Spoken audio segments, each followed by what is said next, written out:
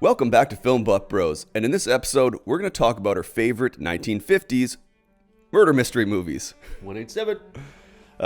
So I'm going with The Night of the Hunter. Very compelling performance by Robert Mitchum, playing the sociopathic villain in a way that makes him quite intriguing, in an odd way where you kind of question his motivation at times. He's very duplicitous and just him being so crazy. It's just really hard to find any like rationale in him.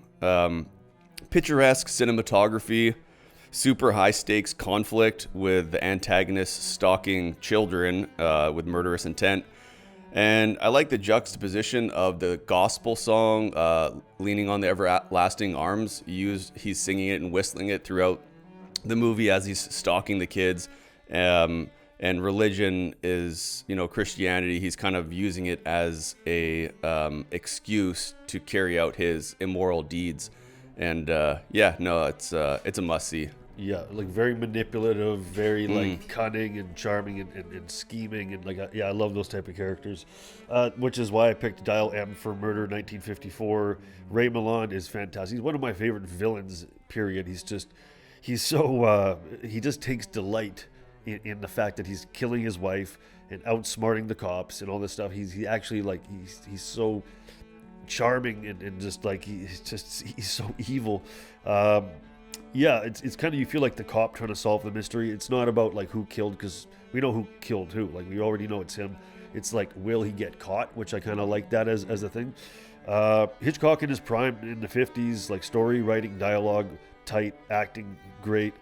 All takes in place in one room, which I like. Sort of they did with Rope. They made the space feel bigger, yet still claustrophobic. Dealing with betrayal, trust, ego.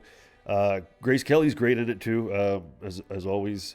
He's trying to outwit the detectives, the plot twists, the manipulation, and the ending. It's one of my favorite Hitchcock films, and I highly recommend it. It's short too. It's lean, and Dial M for Murder. Yeah, I like it a lot too. And it's kind of like the mystery is, it kind of feels more of a murder mystery movie than Night of the Hunter.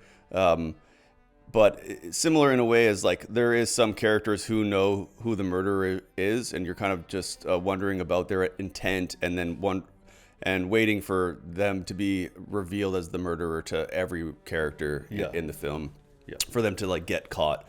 And another runner-up, I know you probably feel mutually about this, is which I almost went with it, but On the Waterfront. And the same kind of thing. It's a murder mystery where you're waiting for the guy to get like fully caught at the end. Some people know who it is, including the main character.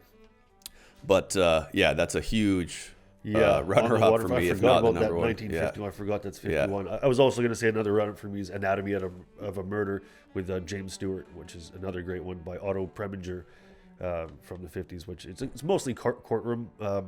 But it's a great film. That's Hitchcock too, or no? Otto Preminger. Okay. Anatomy of a Murder. Yeah, another close second for sure. Yeah, North by Northwest as well. Yeah. There's so many. Hitchcock's, that was a really good era for murder mysteries, film noir, obviously. Totally. All right, that's our episode for this week. Tune in next week for another episode, and click down below to like and subscribe, and leave a comment and let us know what kind of movies you want us to review. Thank you very much.